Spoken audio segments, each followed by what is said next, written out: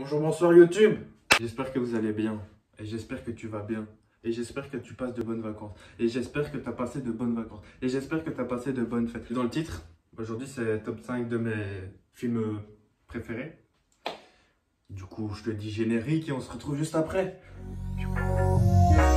J'ai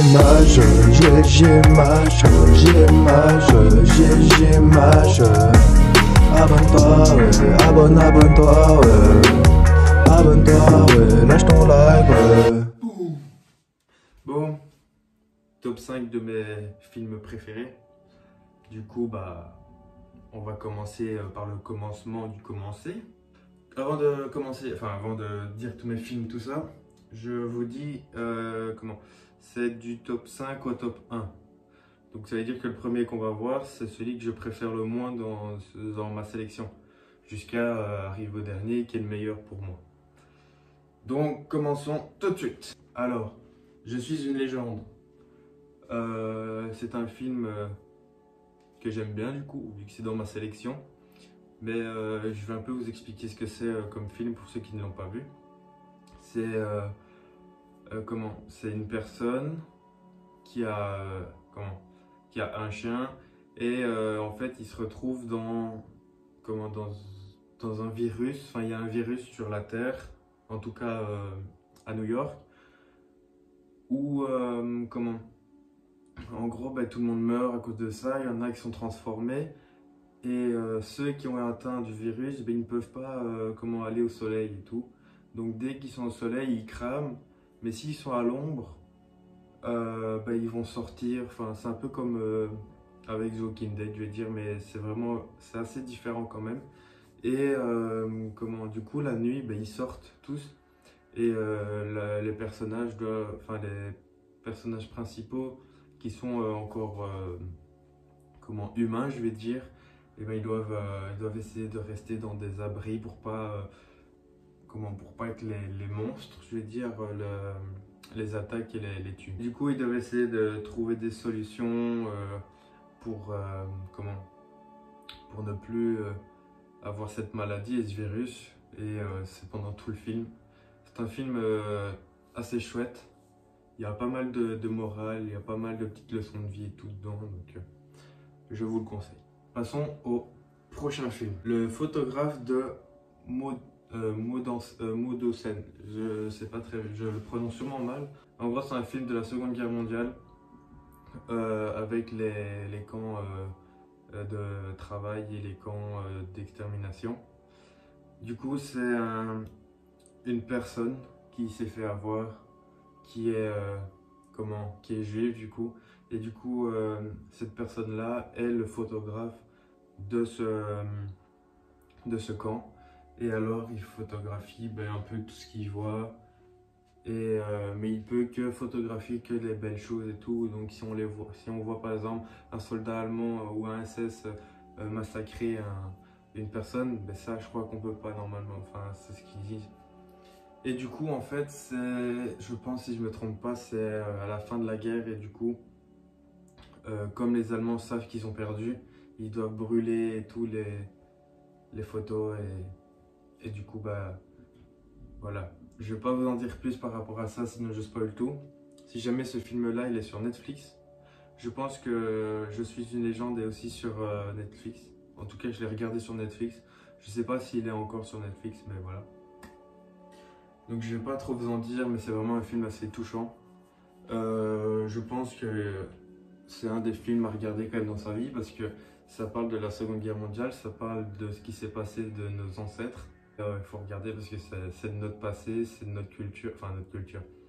On a comment nos ancêtres ont vécu ça, on va dire, et du coup je trouve que c'est très important d'en parler.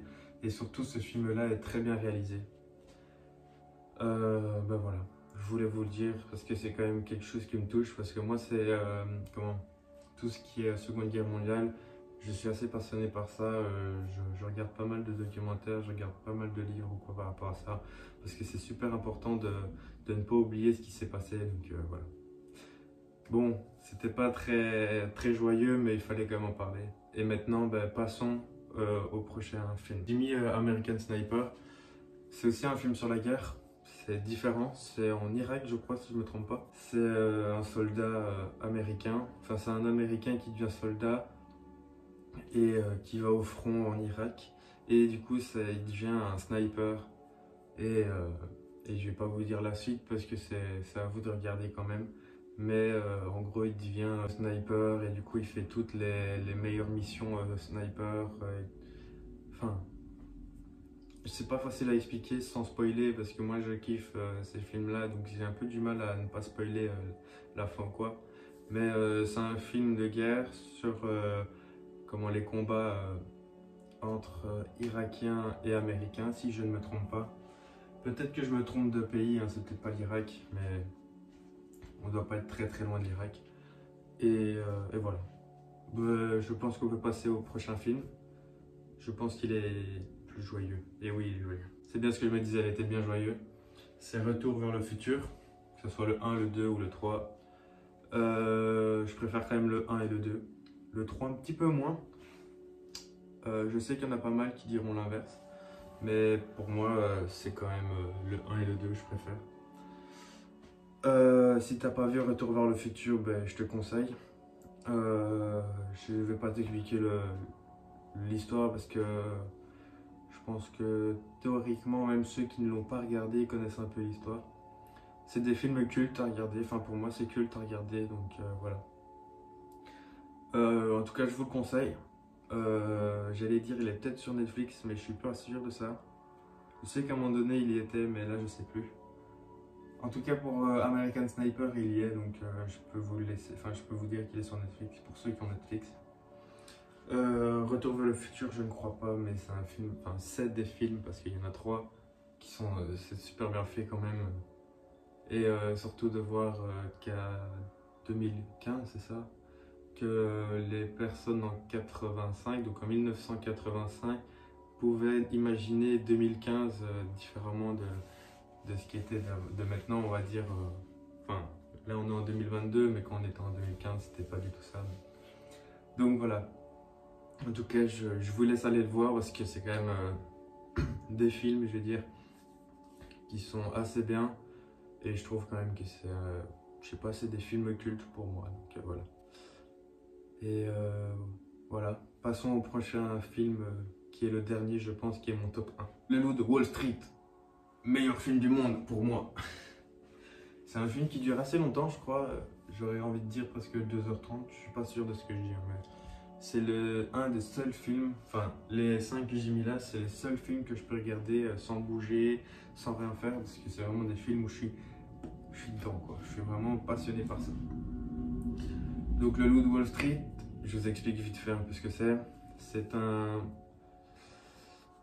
homme qui se lance, qui doit aller travailler, et du coup il va dans la rue Wall Street, donc c'est où?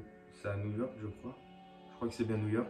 Et du coup, il va dans les banques, les bourses, tout ça pour travailler. Et ensuite, c'est quoi? Ben, il y a la crise. Du coup, il y a tout qui perd, enfin, il y a tout ce tralala. Du coup, lui, il fait autrement, il fait par soi-même. Enfin, il fait ses délires lui-même dans la bourse. En gros, il amadoue un peu tout le monde et puis voilà. Je ne vous dis pas le reste du film parce que c'est toujours intéressant de voir. C'est un film où on apprend quand même pas mal de choses sur les riches, si je peux dire ça comme ça.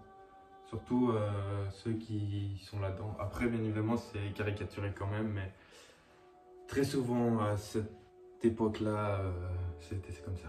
J'espère que ça vous a plu. Cette vidéo-là était pas trop mal pour vous.